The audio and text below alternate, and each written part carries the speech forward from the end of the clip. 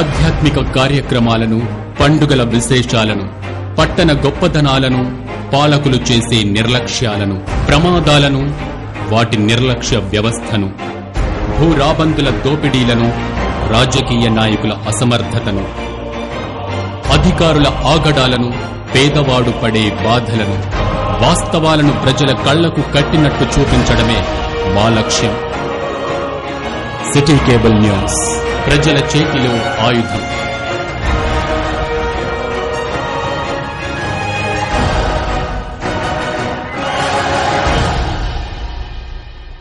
Welcome to city news. నేను మీ గడ్డం అనిల్. ముందుగా హెడ్లైన్స్. ఆరోగ్య తెలంగాణ లక్ష్యంగా ప్రభుత్వం కృషి చేస్తుందని తెలిపిన జిల్లా కలెక్టర్ కుమార్ దీపక్. మంచిర్యాల జిల్లా కేంద్రంలో యువజన క్రీడా శాఖ ఆధ్వర్యంలో Telangana marathon physical literacy.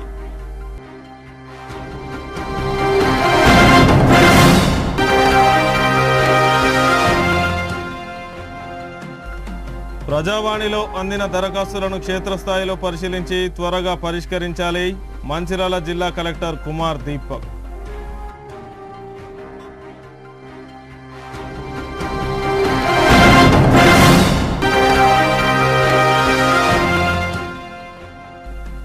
Mancherial జిల్లా కేంద్రం కండేల్వాల్ భవన్లో సంగీత రూపంలో శ్రీమద్ భాగవత కథ, మార్వాడి ప్రగతి సమాజ్ ఆధ్వర్యంలో భాగవత కథ ప్రవచనాలు. ఆరోగ్య తెలంగాణ లక్ష్యంగా ప్రభుత్వం అనేక చర్యలు చేపడుతుందని మంచిర్యాల జిల్లా కలెక్టర్ కుమార్ దీపక్ అన్నారు. ప్రజాపాలన ప్రగతి ప్రణాళిక 99 రోజుల కార్యాచరణలో భాగంగా జిల్లా యువజన క్రీడా శాఖ ఆధ్వర్యంలో జిల్లా కేంద్రంలోని ఐబీ చౌరస్తా నుండి జిల్లా పరిషత్ బాలుర పాఠశాల మైదానం వరకు తెలంగాణ మారథాన్ ఫిజికల్ లిటరసీ కార్యక్రమాన్ని నిర్వహించారు. ఈ కార్యక్రమంలో మంచిర్యాల డీసీపీ ఏ భాస్కర్, గుడిపేట 13వ బెటాలియన్ కమాండెంట్ వెంకటేశ్వర్లు, జిల్లా యువజన క్రీడా శాఖ అధికారి హనుమంత్ రెడ్డి, షెడ్యూల్ కులాల అభివృద్ధి శాఖ ఉప సంచాలకులు శాతరాజుల దుర్గా ప్రసాద్, ఏసీపీ ప్రకాష్, యువతి యువకులు పాల్గొన్నారు. ఈ సందర్భంగా మంచిర్యాల జిల్లా కలెక్టర్ కుమార్ దీపక్ మాట్లాడుతూ, మన దేశం యువత భారతదేశం అంటూ దేశంలో యువత జనాభా అత్యంత కీలకమని, దేశ అభివృద్ధిలో ఉత్సాహంగా పాల్గొనాలని తెలిపారు. ఆరోగ్యం, క్రమశిక్షణ కలిగి ఉండాలని, వ్యాయామం, యోగా దైనందిన జీవితంలో భాగంగా చేసుకోవాలని తెలిపారు. మాదక ద్రవ్యాలకు దూరంగా ఉంటూ మాదక ద్రవ్య రహిత తెలంగాణగా కృషి చేయాలని తెలిపారు. ప్రతి ఒక్కరికి ఆరోగ్యం ఆవశ్యకతపై అవగాహన కల్పించాలని అన్నారు. ఈ కార్యక్రమంలో వివిధ శాఖల జిల్లా అధికారులు, యువతి యువకులు, క్రీడాకారులు తదితరులు పాల్గొన్నారు.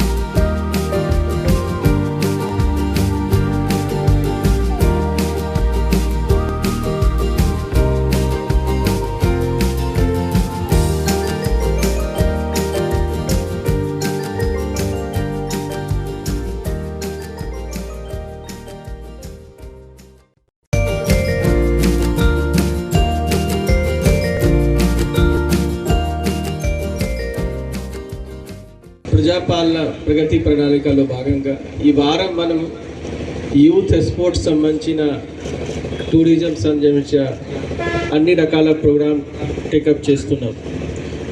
సో యాక్చువల్గా ఇప్పుడు ఉన్న టైంలో మన దేశవ్యాప్తంగా, రాష్ట్ర వ్యాప్తంగా యూత్ పాపులేషన్స్ ఎక్కువ ఉంటుంది. మన ఆరోగ్యం మంచిగా ఉండాల్సింది, కమిట్మెంట్, డిసిప్లిన్ అన్నీ మంచిగా ఉండాల్సింది. కాబట్టి దానికోసం ఈ స్పోర్ట్స్ సంబంధించిన, అథ్లెటిక్స్ సంబంధించిన చాలా ఇంపార్టెంట్ ఉన్నాయి. దాంతోపాటు మన రాష్ట్ర ప్రభుత్వం నుంచి డ్రగ్ ఫ్రీ తెలంగాణ సంబంధించిన కూడా ఒక స్పెషల్గా స్కీమ్ ఏర్పాటైంది. అంటే ఖచ్చితంగా మనము no to drugs, yes to exercise, మనం దానికి చేస్తే మాత్రం ఒక హెల్దీ తెలంగాణ ఏర్పాటవుతుంది. సో దానిలో భాగంగా ఈరోజు కొన్ని కార్యక్రమం స్టార్ట్ అవుతుంది. దానికి మేజర్ ఆబ్జెక్టివ్ అంటే ఫిట్నెస్ గురించి, ఎక్సర్సైజ్ గురించి, హెల్త్ గురించి మనకి అవగాహన పెంచాలి.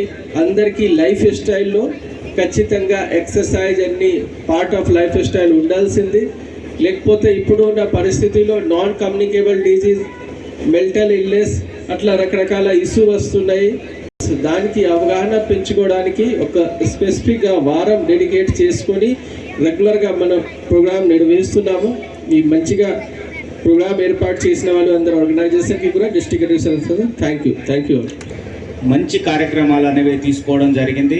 దానిలో భాగంగానే ఈరోజు మీ శారీరకంగా దారుఢ్యంగా ఉండి మంచిగా ఉండాలి, మంచి తెలంగాణ ఉండాలి, ఆరోగ్యకరమైన తెలంగాణ ఉండాలి, హెల్దీ తెలంగాణ ఉండాలి. No drugs, only we will youth, physical fitness. ఇందులో వచ్చిన ముఖ్యంగా ఈ మధ్యకాలంలో వస్తున్న తెలంగాణలో డ్రగ్స్ లాంటి మహామారి దూరంగా ఉంచాలంటే ఈ ఆరోగ్యకరమైన తెలంగాణ కోసం ప్రతి ఒక్కరూ తమ దృష్టిని ఫిట్నెస్ మీద పెట్టాలి. యువకులు ఎక్కడైతే ఫిట్నెస్ పట్ల అవగాహన కలిగి ఉండి, గౌరవనీయులు జిల్లా పెద్దలు, కలెక్టర్ గారికి, డీసీపీ గారు మరియు ఈరోజు కార్యక్రమానికి వచ్చినటువంటి చిల్డ్రన్స్ అందరికీ మరి పోలీసు సిబ్బందికి ప్రత్యేకంగా అభినందనలు. మరి ఇప్పటికే టైం అవుతుంది కాబట్టి తొందరలో ప్రోగ్రాం స్టార్ట్ అవుతుంది. ప్రజావాణి కార్యక్రమంలో అందిన దరఖాస్తులను పరిష్కారంపై అధికారులు సమన్వయంతో కృషి చేయాలని మంచిర్యాల జిల్లా కలెక్టర్ కుమార్ దీపక్ అన్నారు. సోమవారం జిల్లాలోని నస్పూర్లో గల సమీకృత జిల్లా కార్యాలయాల భవన సమావేశం మందిరంలో జిల్లా అదనపు కలెక్టర్లు పి చంద్రయ్య, వి రాములతో కలిసి అర్జీదారుల నుండి దరఖాస్తులను స్వీకరించారు. మంచిర్యాల పట్టణం జాఫర్ నగర్ ప్రాంతానికి చెందిన పర్వీన్ సుల్తానా, ఫర్జానా నిరుపేద అయిన తమకు 2 పడకల గదుల ఇల్లు మంజూరు చేయాలని కోరుతూ వేరువేరుగా అర్జీలు సమర్పించారు. మంచిర్యాల పట్టణానికి చెందిన కమ్మరి రాజేశ్వరి నిరుపేద అయిన తనకు ఒంటరి మహిళ పింఛన్ ఇప్పించాలని దరఖాస్తు చేశారు. బెల్లంపల్లి మండల చాకలి గ్రామస్తులు తమ గ్రామంలో ఎస్సీ నేతకానిగూడెంలో మంజూరైన బోర్వెల్ ఏర్పాటు చేయాలని అర్జీ సమర్పించారు. గండేపల్లి మండలం మాకులపేట గ్రామానికి చెందిన ముత్తినేని రాజమణి తన పొలంలో సాగు చేసిన మొక్కజొన్న పంట చేతికి వచ్చే సమయంలో అడవి పందులు పూర్తిగా నాశనం చేశాయని నష్టపరిహారం ఇప్పించాలని కోరుతూ దరఖాస్తు చేశారు. జిల్లా కలెక్టర్ కుమార్ దీపక్ మాట్లాడుతూ ప్రజావాణి కార్యక్రమంలో 64 దరఖాస్తులు అందాయని, ప్రతి దరఖాస్తును క్షేత్రస్థాయిలో పరిశీలించి పరిష్కరించే విధంగా అధికారులు సమన్వయంతో చర్యలు తీసుకోవడం జరుగుతుందని తెలిపారు.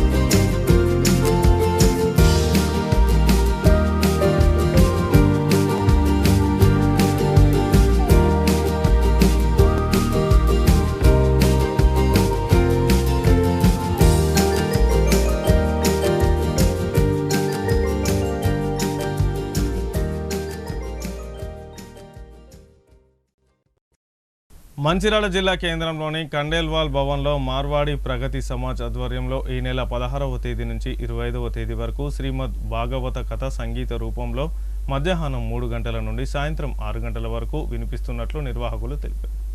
ఈ భాగవత కథను శ్రీరామ్ అయోధ్యలో ఉండే సోను పూజారి జి మహారాజ్ ఆధ్వర్యంలో వినిపించడం జరుగుతుందని తెలిపారు. ఈ కార్యక్రమాన్ని మార్వాడి ప్రగతి సమాజ్ దాతృత్వంలో నిర్వహించడం జరుగుతుందని తెలిపారు. కాబట్టి భక్తులందరూ ఈ నెల 25వ తేదీ వరకు ప్రతిరోజు మధ్యాహ్నం 3 గంటలకు శ్రీమద్ భాగవత కథ హాజరై భగవాన్ని కృపకు పాత్రులు కావాలని కోరారు. सागर पड़ गया। समुद्र का दूसरा नाम क्या है?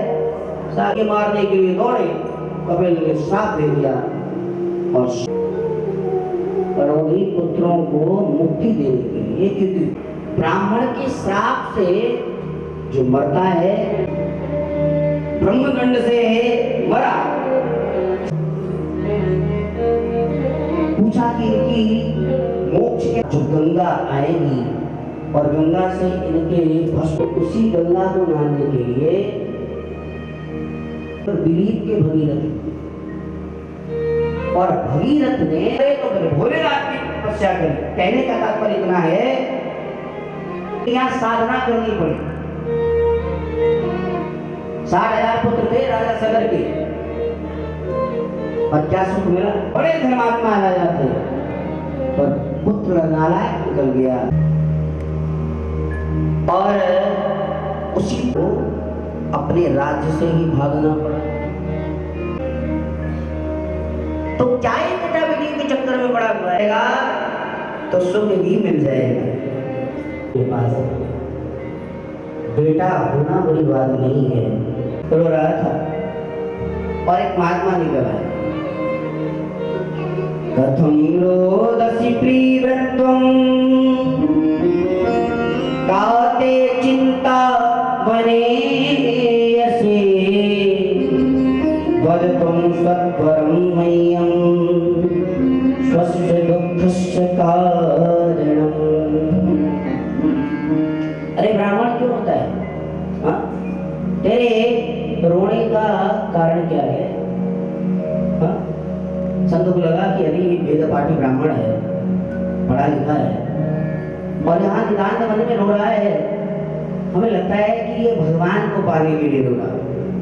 ये सारा जीवन ही निकल गया, अब अभी तक मुझे भगवान की प्राप्ति नहीं हुई। तो संत जी इसी विचार से चले आए। पर जब उसने जो कहा,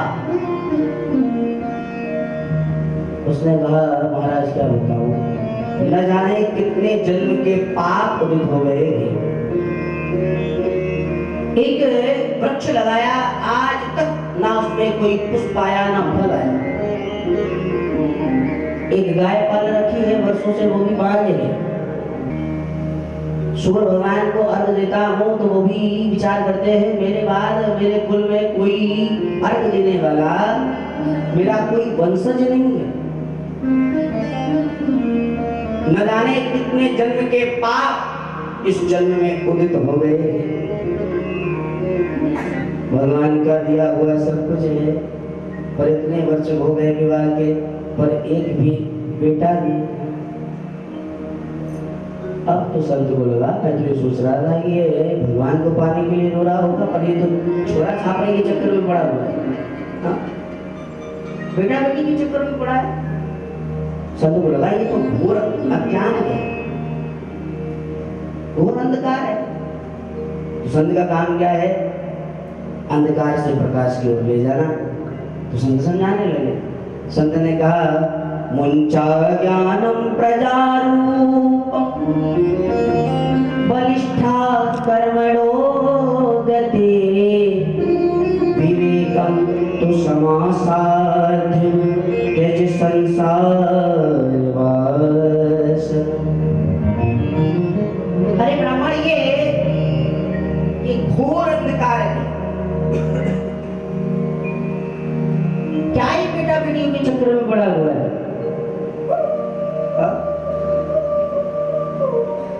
టీబీజీకేఎస్ కార్మిక సంఘం కార్మికుల సమస్యలను పట్టించుకోకపోవడం కాకుండా ఐఎన్టీయూసీపై అసత్యపు ఆరోపణలు చేయడం సమంజసం కాదని ఐఎన్టీయూసీ నాయకులు కాంపేలి సమ్మయ్య, దేవి భూమయ్యలు తెలిపారు.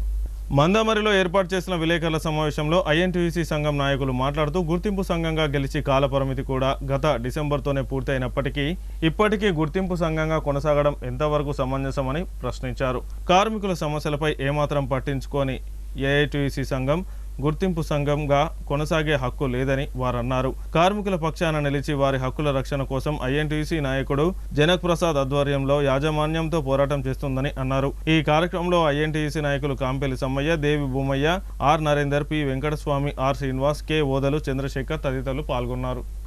అని చెప్పేసి మీరు అబద్ధ ప్రచారాలు చేస్తుండ్రు.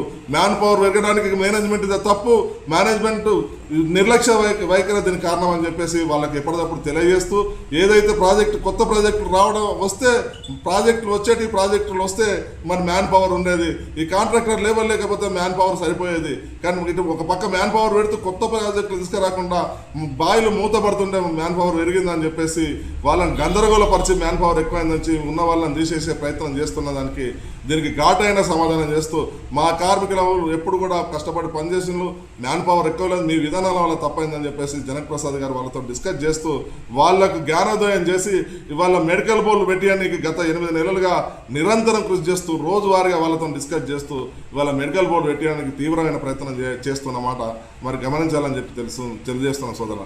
ఏదేమైనా కూడా సింగరేణి కార్మికులు ఆందోళన పడుతుండ్రు, ఇబ్బందులు పడుతుండ్రు, వాళ్ళ పిల్లలకు ఉద్యోగాలు రావాలని చెప్పి ఎదురు చూస్తుండ్రు. కొంతమంది కార్మికులు అయితే దాన్ని మేము ఆత్మహత్య చేసుకుంటాం, మాకు ఇబ్బందులు అవుతాయి, మా ఉద్యోగాలు వస్తాయి మా పిల్లలకి అని చెప్పేసి మరీ తీవ్రంగా ఇబ్బంది పడుతుండ్రు.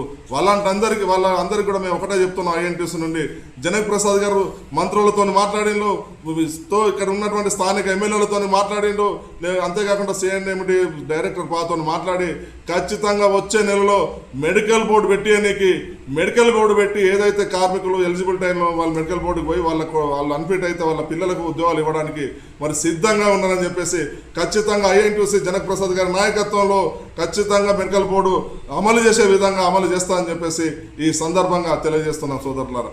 అంతేకాదు ఎవరైతే ఇప్పుడు మెడికల్ ఫిట్ అయ్యి ఎవరైతే మరి ఈటీసీ ట్రైనింగ్ అయిపోయి ఎవరైతే ఉన్నారో వాళ్ళందరికీ కూడా ఖచ్చితంగా వచ్చే నెలలో ఖచ్చితంగా వాళ్ళకి అపాయింట్మెంట్ లెటర్లు వాళ్ళ ఇంటికి పోతాయని చెప్పేసి ఈ సందర్భంగా ఐఎన్టీయూసీ మరి ఖచ్చితంగా చెప్తుందని చెప్పేసి తెలియజేస్తున్న సోదరులారా. మరి అంతేకాదు మిగిలిన డిమాండ్లు అయినటువంటి సొంతింటి హామీ పథకం కానీ మరి అదేవిధంగా పెర్క్స్ మీద ఇన్కమ్ ట్యాక్స్ కానీ మార్పు కానీ ఇంకా ఇతర సమస్యలన్నిటి మీద కూడా ఐఎన్టీయూసీ కృషి చేస్తుంది, ఐఎన్టీయూసీ ఇప్పిస్తుందని చెప్పేసి కార్మిక వర్గానికి హామీనిస్తూ మరి ఇవన్నిటిని కూడా మరి సోదర కార్మిక సంఘాలు కానీ లేకపోతే మిగతా సంఘాలు కానీ గమనించాలి.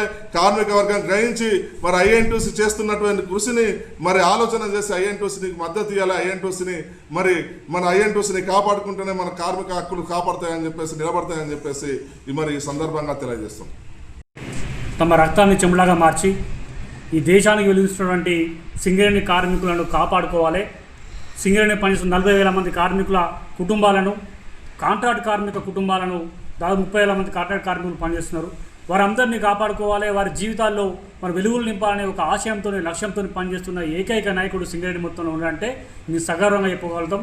మా ప్రియతమ నాయకుడు, ఈ రాష్ట్ర కనీస వేతన సలహా మండలి చైర్మన్, మా INTUC secretary general Janak Prasad గారిని సగర్వంగా చెప్పగలుగుతాం. మిత్రులారా, వారి నాయకత్వంలో మన కాంగ్రెస్ పార్టీ అధికారంలోకి రాకముందు నుండి ఎప్పటికప్పుడు కాంగ్రెస్ పార్టీ పెద్దలను కలుస్తూ సాక్షాత్తు ఈ దేశ అగ్రనేత మరి రాహుల్ గాంధీ గారిని కూడా కలిసి సింగరేణిలో జరుగుతున్నటువంటి అన్యాయాలను, సింగరేణి పురోభివృద్ధికి చేపట్టాలని చర్యల గురించి వారికి వివరించి వారికి పూసవట్టుగా చెప్పారు. కాబట్టే రాష్ట్ర ప్రభుత్వం ఏర్పడిన తర్వాత, కాంగ్రెస్ పార్టీ ప్రభుత్వం వచ్చిన తర్వాత రాహుల్ గాంధీ గారి మరి ఆదేశాలతోని, జగన్ప్రసాద్ గారి సూచనలతోని ఈ అసెంబ్లీ సాక్షిగానే రేవంత్ రెడ్డి గారు సింగరేణిని కాపాడుకోవాల్సిన అవసరం ఉన్నదని చెప్పారంటే ఇంత గొప్ప విషయం మనం ఆలోచించుకోండి మిత్రులారా.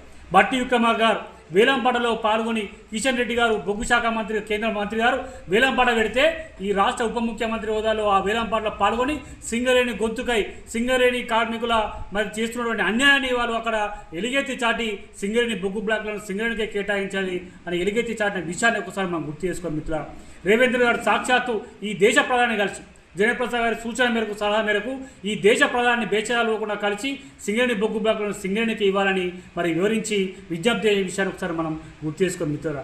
ఈ రకంగా కాంగ్రెస్ పార్టీ కాంగ్రెస్ ప్రభుత్వం సింగరేణి కార్మికులకు అండగా ఉండి మరి సింగరేణిని బతికించుకోవాలి, సింగరేణి కొత్తగా తీసుకురావాలి, సింగరేణి కొత్త ఉద్యోగాలు తీసుకురావాలని ఒక ఆశయంతో పనిచేస్తూ ఉంటే కొన్ని సోదర సంఘాలు మరి వారు తెలిసి తెలియక ఇవాళ కాంగ్రెస్ పార్టీ మీద విమర్శ చేయాలని దురుద్దేశంతో ఐఎన్టీసీని కూడా అబాసు పాలి ఒక ఉద్దేశంతో వారు చీటికి మాటికి మరి విమర్శ చేయడం చాలా బాధాకరంగా ఉన్నది. 2014లో ఈ సంస్థలో ఎంతమంది కార్మికులు ఉన్నారు? 64,000 మంది కార్మికులు పనిచేస్తున్న సింగరేణి సంస్థ 40,000 మందికి ఎందుకు పడిపోయిందో సమాధానం చెప్పాల్సిన అవసరం ఉన్నది. 2015లో పార్లమెంట్లో MMDF యాక్ట్ చట్టానికి అనుకూలంగా అప్పటి శ్రీమతి మరి ఎంపీ ఉన్నటువంటి శ్రీమతి కల్వకుంట్ల కవిత గారి నాయకత్వంలో బీఆర్ఎస్ పరిచయం ఎంపీలందరూ కూడా కలిసికట్టుగా సింగరేణికి వ్యతిరేకంగా సంతకాలు పెట్టి సింగరేణి గొంతు కోసిన మాట నిజం కాదని అర్థం మిత్రులారా. అఖిల భారత Congress committee AICC, Telangana Pradesh Congress committee TPCC ఆదేశాల మేరకు సంఘటన్ సృజన్ అభియాన్ కార్యక్రమాన్ని విజయవంతం చేస్తూ చెన్నూరు శాసనసభ్యులు మరియు తెలంగాణ రాష్ట్ర కార్మిక మైనింగ్ శాఖ మంత్రి గడ్డం వివేక్ వెంకటస్వామి నాయకత్వంలో పెద్దపల్లి పార్లమెంటు సభ్యులు గడ్డం వంశీకృష్ణ మార్గదర్శకత్వంలో క్యాతన్పల్లి మున్సిపాలిటీ రామకృష్ణపూర్ కాంగ్రెస్ పార్టీ నూతన కార్యవర్గాన్ని పట్టణ కాంగ్రెస్ అధ్యక్షులు వడ్నాల శ్రీనివాస్ అధికారికంగా ప్రకటించారు. ఈ సందర్భంగా వారు మాట్లాడుతూ భారత జాతీయ కాంగ్రెస్ పార్టీ దేశ స్వాతంత్ర్య పోరాటం నుండి సామాన్య ప్రజల హక్కుల పరిరక్షణ వరకు నిరంతరం ప్రజల పక్షాన నిలిచి గొప్ప చరిత్ర కలిగిన పార్టీ అని పేర్కొన్నారు.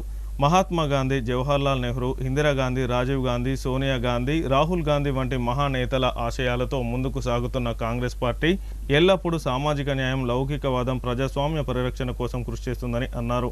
ఈ కార్యక్రమంలో జిల్లా అధికార ప్రతినిధి అబ్దుల్ అజీజ్, సీనియర్ నాయకులు నీలం శ్రీనివాస్ గౌడ్, గాన్ల సమ్మయ్య, మహిళా నాయకులు కొండవేన పుష్ప, కొలిపాక దీప తదితరులు పాల్గొన్నారు. చెన్నూరు శాసనసభ్యులు, తెలంగాణ రాష్ట్ర మంత్రివర్యులు గౌరవనీయులు పెద్దలు డాక్టర్ గడ్డం వివేక్ వెంకటస్వామి గారు, పెద్దపల్లి పార్లమెంట్ సభ్యులు గడ్డం వివేక్ వెంకటస్వామి గారి యొక్క ఆశీస్సులతో ఏదైతే ఏఐసిసి మరియు టిపిసిసి ఆదేశాల మేరకు సంఘటన్ సృజన్ అభియాన్ పేరిట గ్రామ స్థాయి నుండి బూత్ స్థాయి నుండి గ్రామ స్థాయి వరకు, బూత్ స్థాయి నుండి పట్టణ స్థాయి వరకు పార్టీని బలోపేతం చేయడం, ప్రభుత్వం అందించేటువంటి ఒక సంక్షేమ పథకాలని ప్రజల్లోకి తీసుకువెళ్ళడం, అదేవిధంగా ప్రభుత్వానికి ప్రజలకు మధ్య అనుసంధానకర్తలుగా ఉండడం ఈ యొక్క కమిటీల యొక్క ముఖ్య ఉద్దేశం. 22 సంవత్సరాల తర్వాత క్యాతనపల్లి మున్సిపాలిటీ, రామకృష్ణాపూర్ టౌన్ పూర్తి స్థాయి కమిటీని గౌరవ డిసిసి అధ్యక్షులు పిన్నింటి రఘునాథ్ రెడ్డి గారు అధికారికంగా ఆమోదించిన పిదప కమిటీ యొక్క జాబితాను కార్యవర్గం ఏదైతే ఉందో ఈరోజు మీడియా ముఖంగా ప్రకటిస్తా ఉన్నాం. ఈ యొక్క ప్రకటించినటువంటి యొక్క కార్యవర్గం ఏదైతే ఉందో ఇది ఈ రోజు నుండి అమల్లోకి వస్తుంది. అన్ని కుల సామాజీకరణాలు, మత సామాజీకరణాలు, అనుభవం, అర్హత, కొత్త పాత కలయికతో ఈ కమిటీని ఏర్పాటు చేయడం జరిగింది. దీని ముఖ్య ఉద్దేశం ఇంతకుముందే చెప్పినాం.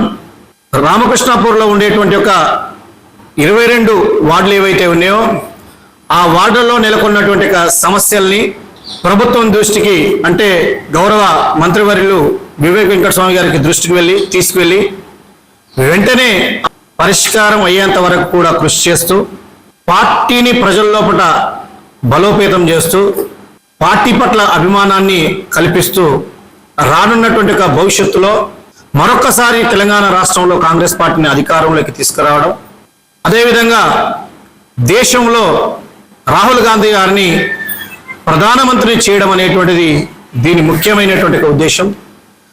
వైస్ ప్రెసిడెంట్లుగా ఆకుల రాజయ్య, పనాస రాజయ్య, కాసర్ల ప్రకాష్, కట్కూరి శ్రీనివాసరెడ్డి, మంద సృజన, బత్తుల శ్రీనివాసులు వైస్ ప్రెసిడెంట్లుగా, మేకల శ్రీనివాస్, బత్తుల వేణు, గోపురాజం, మేకల సురేందర్, ఎర్రం విద్యాసాగర్ రెడ్డి, ఎర్రబెల్లి రాజేష్, ఏల్పుల సత్యనారాయణ జనరల్ సెక్రటరీలుగా, అధికార ప్రతినిధిగా మాదాస్ రాజ్ కుమార్, సెక్రటరీలుగా నర్ర శ్రీనివాస్, కూనారపు శివకుమార్, బుర్కల విక్రమ్ గౌడ్, మల్యాల బాలకృష్ణ, గంగారపు సత్యపాల్, గోళ్ళ మల్లేష్, బైర మల్లేశం, వెనిగల శ్రీనివాసరావు, రాపాక రాజు, కుమ్మరి సాయికృష్ణ. కార్యవర్గ సభ్యులుగా Pandina Krishna, Pogula Lachchulu, Kanukuntla Kanakaiah, Namani Koteswararao. Media and communication ఇన్ఛార్జిగా కుర్మ సురేందర్, సోషల్ మీడియా కమిటీగా కన్వీనర్గా బొద్దుల ప్రేమ్ సాగర్, కో కన్వీనర్గా గుర్రం అనిల్ కుమార్లు ఉంటారు. వీరితో పాటుగా వీరినందరినీ కూడా కీలక బాధ్యతలు అప్పగించి ప్రతి వార్డుకి ఒక ఇన్ఛార్జ్ ఉంటారు.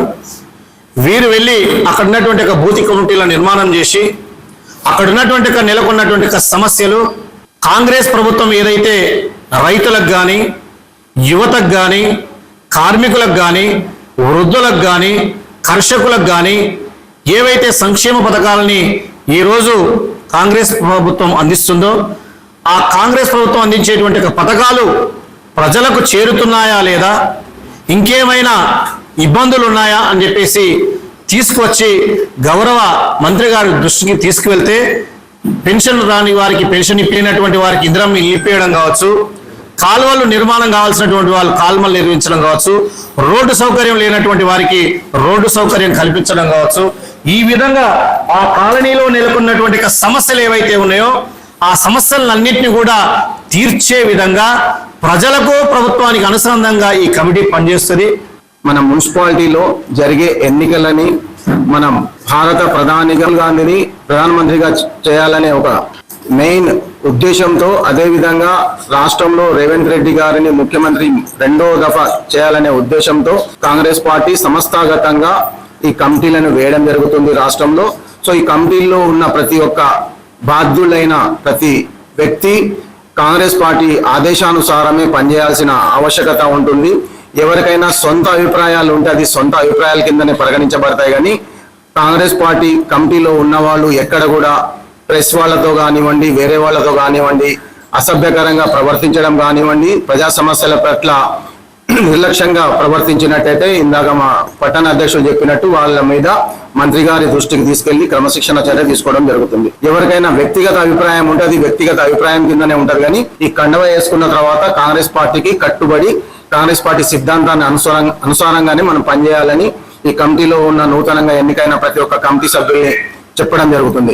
అదే విధంగా మంత్రి గారు చేస్తున్న ప్రతి ఒక్క సంక్షేమ పథకం ప్రజలకు చేరవేసే విధంగా, అదేవిధంగా కేదనపల్లి మున్సిపాలిటీలో ఉన్న సమస్యల్ని మంత్రి గారి దృష్టికి తీసుకెళ్లే విధంగా ఈ కమిటీలో పనిచేస్తున్న ప్రతి ఒక్క వ్యక్తి అనుసంధానకర్తగా పనిచేస్తూ మన మున్సిపాలిటీని ఇతర పార్టీలతో కూడా మనం మమేకమై ప్రజా సమస్యల మెట్ల ఎప్పుడు మనం స్పందిస్తూ కేదనపల్లి మున్సిపాలిటీని అన్ని రంగాల్లో అభివృద్ధి చేసే క్రమంలో ఈ కమిటీ ఎల్లప్పుడూ ముందుంటుందని ఇటు ప్రభుత్వానికి, ఇటు మంత్రి గారికి, ఇటు వంశీబాబు గారికి, ఇటు టౌన్ అండ్ జిల్లా కమిటీ ఏదైతే ఉందో దానికి మేము కోఆర్డినేషన్ చేసుకుంటూ ప్రజా సమస్యల పట్ల ఎప్పుడు అనునిత్యం ముందుంటామని సందర్భంగా తెలియజేస్తూ ప్రజానాట్య మండలి మహాసభల పోస్టర్ను ఈరోజు మందమరి ప్రెస్ క్లబ్లో ఆవిష్కరించడం జరిగింది.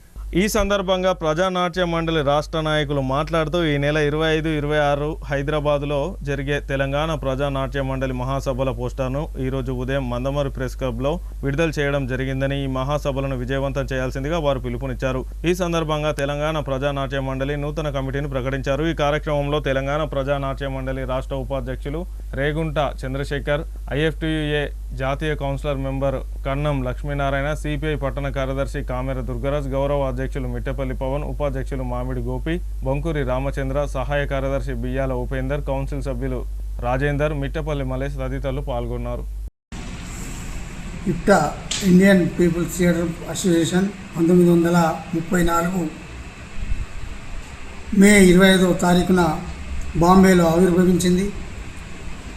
ఈ ఆవిర్భావ నాయకులుగా బలరాజ్ సహానీ, పృథ్వీరాజ్ కపూర్, పండిట్ రవిశంకర్, AK అబ్బాస్, AK హంగల్, కైఫీ ఆజ్మీ, ఇలాంటి అనేక మంది, డిసల్వా, ఇంతటి మహామహులతో ఏర్పడినటువంటి ఇప్టా ఆనాడు దేశ స్వాతంత్రంలో పాటుపడింది. ఇటు తెలంగాణ సాయుధ పోరాటంలో తన పాటలతో అలరించి విజయవంతం కావడానికి దోహదపడింది. ఈ నెల 25వ తారీఖున ఆవిర్భావ దినోత్సవం నాడు తెలంగాణ ప్రజానాట్య మండలి 4వ మహాసభలు ప్రారంభం కాబోతున్నాయి.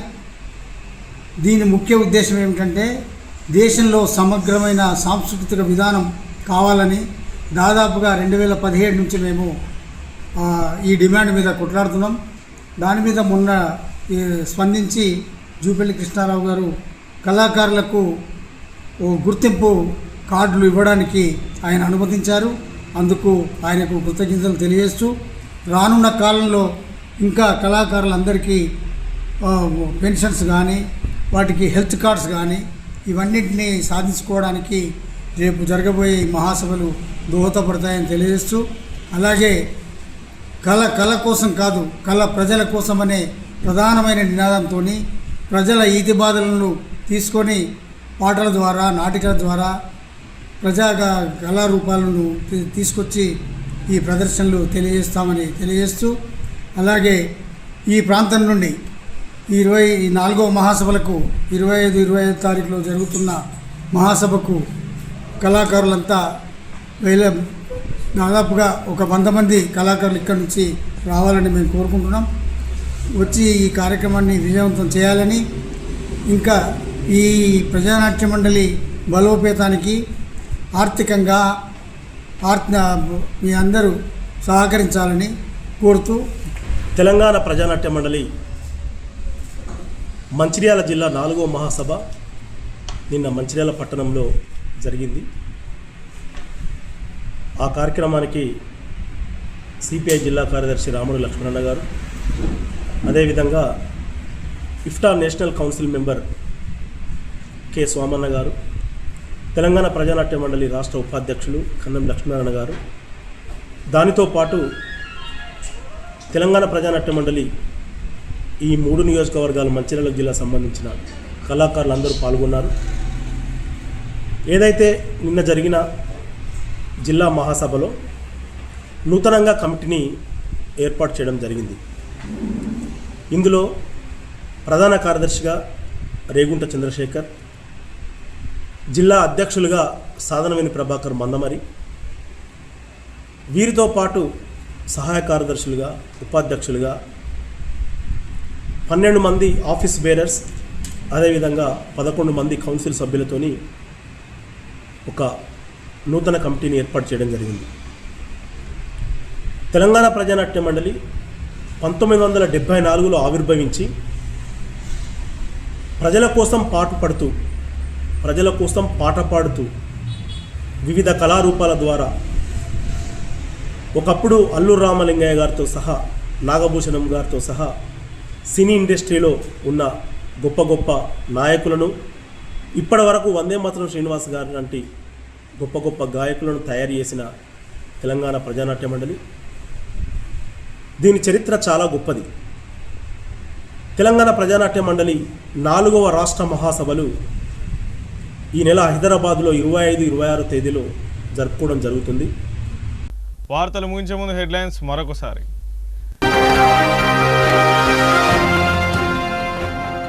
ఆరోగ్య తెలంగాణ లక్ష్యంగా ప్రభుత్వం కృషి చేస్తుందని తెలిపిన జిల్లా కలెక్టర్ కుమార్ దీపక్. మంచిర్యాల జిల్లా కేంద్రంలో యువజన క్రీడా శాఖ ఆధ్వర్యంలో Telangana marathon physical literacy.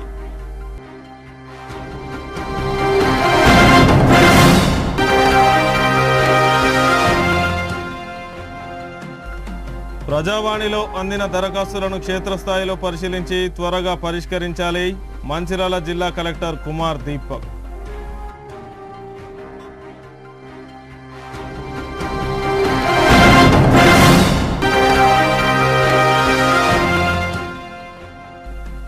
Mancherial జిల్లా కేంద్రం కండేల్వాల్ భవన్లో సంగీత రూపంలో శ్రీమద్ భాగవత కథ, మార్వాడి ప్రగతి సమాజ్ ఆధ్వర్యంలో భాగవత కథ ప్రవచనాలు.